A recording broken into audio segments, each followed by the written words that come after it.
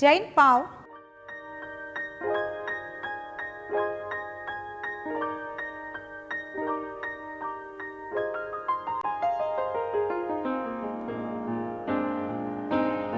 જય જિનેન્દ્ર.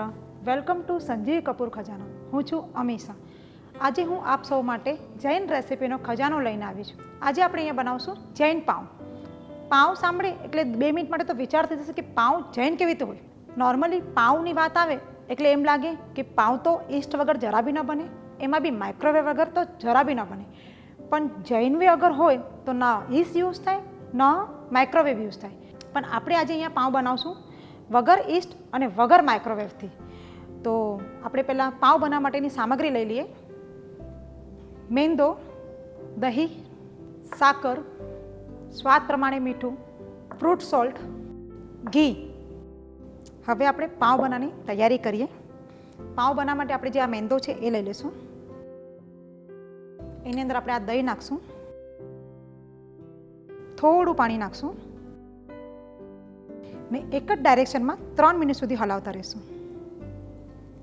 હવે આપણે એની અંદર સોલ્ટ નાખી દઈશું, સુગર પણ જ્યાં સુધી ઓગળે નહીં ત્યાં સુધી આપણે હલાવતા રહીશું. હવે આપણે એની અંદર ફ્રૂટ સોલ્ટ નાખી દઈશું.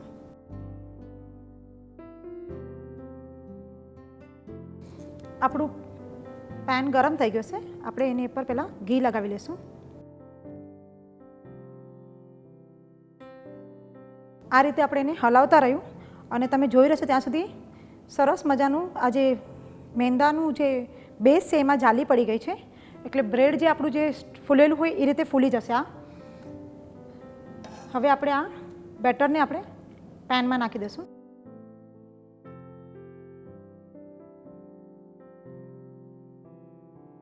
દસ મિનિટ માટે આપણે એને ઢાંકીને રહેવા દઈશું. આપણું જે આ જૈન બ્રેડ છે એ પલટી કરવામાં તૂટી ન જાય એની માટે આપણે અહીંયા બીજું પેન પણ સેમ ગરમ કરી રાખ્યું છે અને હવે આપણે એને આ પેનમાં પલટી કરી લઈશું તાકી આપણું બ્રેડ તૂટે નહીં. હવે આપણું આ પાઉં બીજા પેનમાં પલટી કરી નાખ્યું છે. હવે એને પણ 5 મિનિટ માટે કૂક થવા દઈશું. પહેલી સાઈડ આપણે પેનમાં 10 મિનિટ રાખ્યું, બીજી સાઈડ આપણે 5 મિનિટ રાખ્યું. આપણું આ જૈન પાઉં તૈયાર થઈ ગયા છે અને હવે આપણે એને કાઢી લઈશું.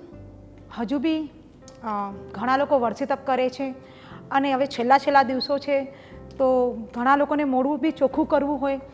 ઘણા લોકોએ 12 મહિનાના તપ પછી પાઉં જેવી વસ્તુ ઘણા લોકોએ બંધ કરી છે. પણ જો તમારા ઘરે અગર કોઈના વર્ષી તપના પાના હોય અને આવી કંઈક બ્રેડની આઈટમ બનાવીને તમે પાઉંભાજી સાથે સર્વ કરો તો વર્ષી તપવાળાનું મોઢું પણ ચોખ્ખું થઈ જાય અને એ લોકોને કંઈક નવીનતા પણ મળી જાય. આ જે પાઉં છે 5 મિનિટ માટે ઠંડુ થવા દઈશું, પછી આપણે એને કાપી લઈશું વચ્ચેથી.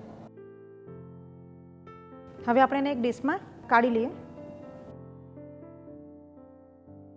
હવે આપણે એની અંદર આપણે અહીંયા બટરનો બિલકુલ બી ઉપયોગ નથી કરો તો આપણે એની ઉપર ઘી લગાવી લઈશું.